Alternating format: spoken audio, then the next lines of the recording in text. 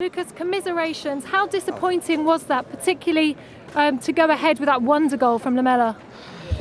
Yeah, the feeling is bad because we wanted to win, we wanted the 3 points, and after 1-0 we should control the game, and we didn't.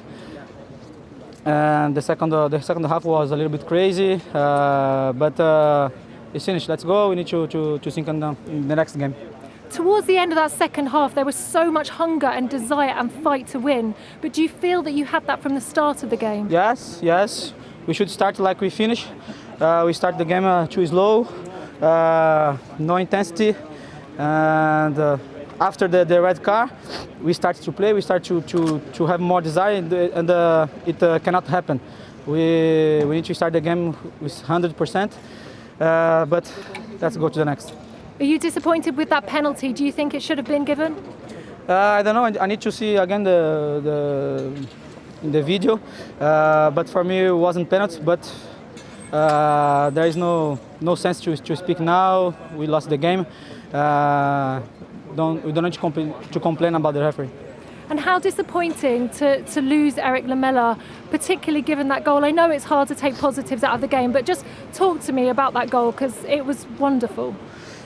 Yes, his action he does every time in the training session. He's a specialist in do this. Was a great goal, and was too difficult when he got the red card.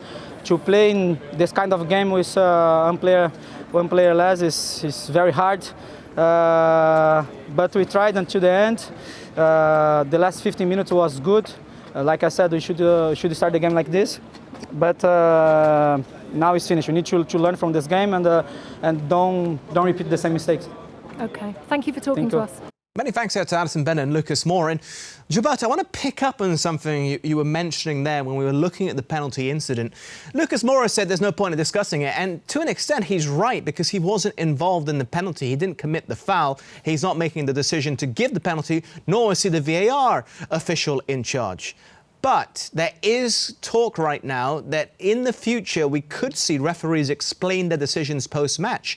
In Italy, I think it's 2 weeks ago, they had a referee who was doing a match on a Saturday, a Serie A game, go on TV on a Sunday, 24 hours later, and explain his decisions for the match which he was officiating. Is this something that you want to see? Because you mentioned earlier that it's something which only the officials can explain. Do you reckon that's going to help the game to develop and progress at the highest level? I'm interested to listen to them about that decision, because as we have been seeing over the past years, without VAR, with VAR, a mistake has been made. I don't know if it was right or wrong for today's penalty.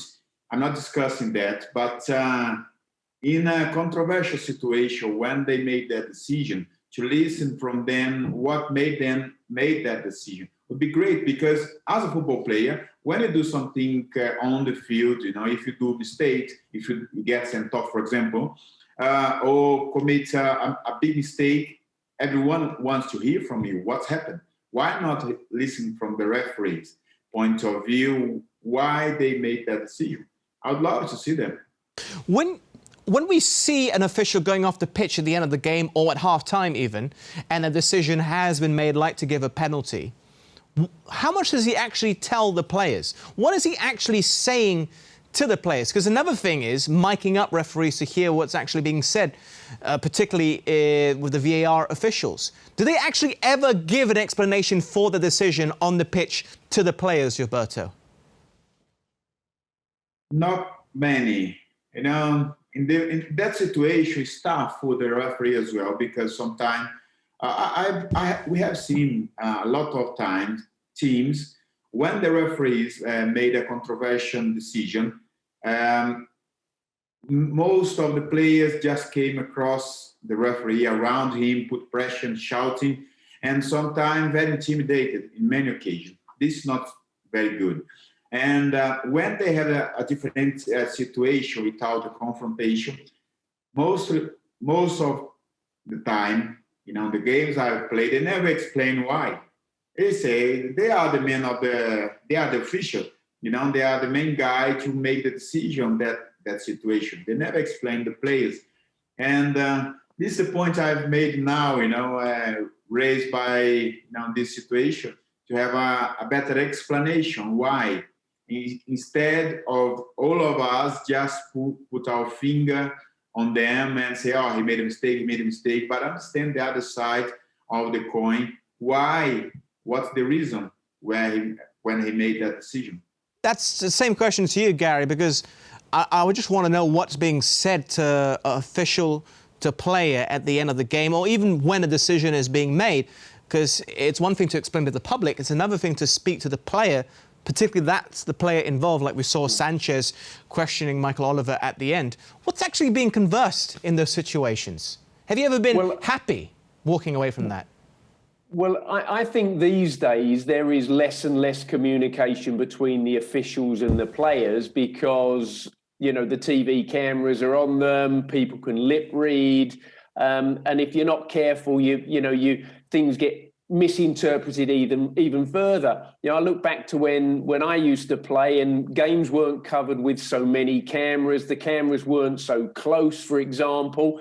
And you could have quite in-depth conversations with the officials. Some would be very happy to tell you exactly why they gave a penalty against you. Others would not wish to comment, and they would literally say, I'm the ref, it was a penalty, be quiet, for example. So, you had different referees handling it in different ways, but I think it's really difficult these days. But I do believe that the officials do need to give some sort of an explanation after a game at some stage. I don't think immediately afterwards, maybe it's the following morning, as to their decision-making process. Because if you look back to that penalty that Lacazette was awarded and then scored, you look at the referee's position and he's directly behind the action. You know, when it first happened, I wasn't sure whether the shot from Lacazette was actually blocked by Sanchez. It looked like it could have been. And I'm not sure the referee was in the perfect position to see it. I think he should have allowed the game to go on a little bit further.